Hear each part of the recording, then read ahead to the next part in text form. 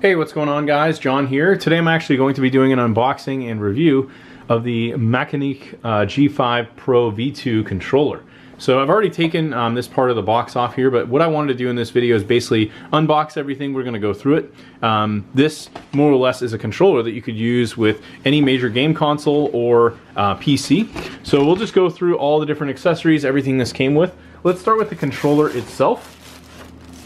So this is pretty standard in terms of what you'd expect for like an aftermarket controller, I would say, but this actually has some really nice perks to it. One, you can actually replace these joysticks. These are a little taller than what I'd consider to be comparable to say like an Xbox controller. You have your traditional D-pad here, your center button, this almost like photo button here, and then you have your standard similar Xbox buttons here. Y, X, A, and B. These all feel pretty good. They almost have like a very light push to them. You have the standard LB and RB buttons, LT, RT, and then it also has the M2 and M1 with the USB-C charging port here. You've got your Bluetooth connectivity button here.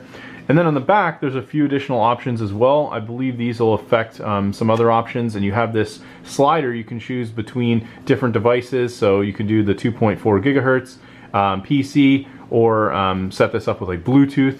I'll go through the manual so you can see. You additionally have the M4 and the M3 buttons here on the back, these extra triggers.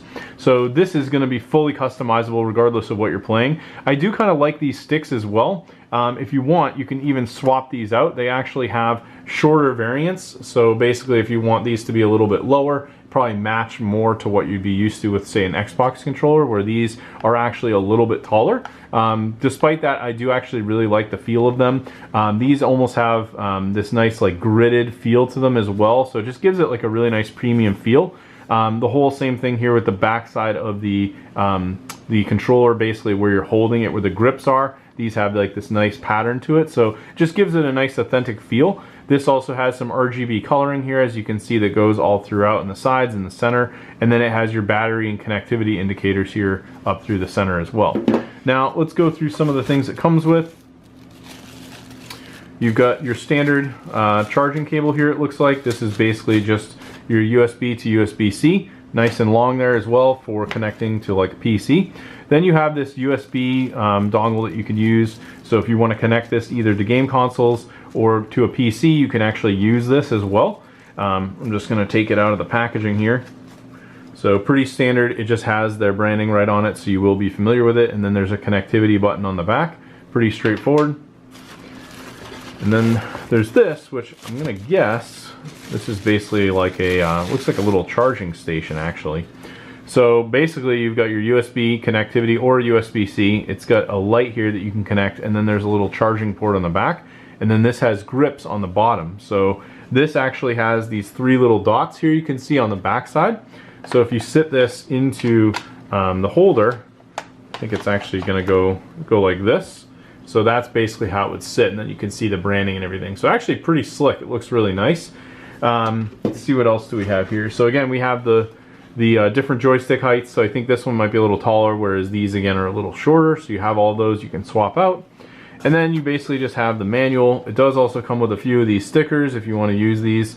In terms of the manual, this just kind of goes through everything like connecting in the different modes. So you could do PC, Switch, Android TV, and then it goes through everything you need to like connect it for each of the devices. Goes over like battery indicator, vibration, calibration on the joysticks, extra functionality.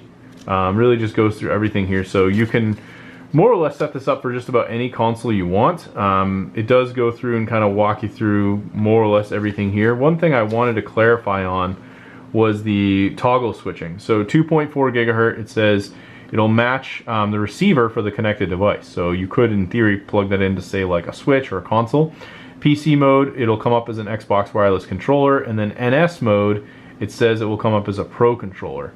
And then mobile mode, it'll also come up as an Xbox controller. So overall, really nice controller. I think if you're looking for something premium, this is definitely a good bet. I really love this. I love the RGB colors, the fact that you can swap buttons. It just has a really nice quality feel to it. I love the way the buttons feel as well, just pushing these, which obviously as you're gaming, this is going to be pretty much what you're going to be spending most of your time doing. So yeah, definitely highly recommended. Thanks for checking out my video, and hopefully you found this helpful.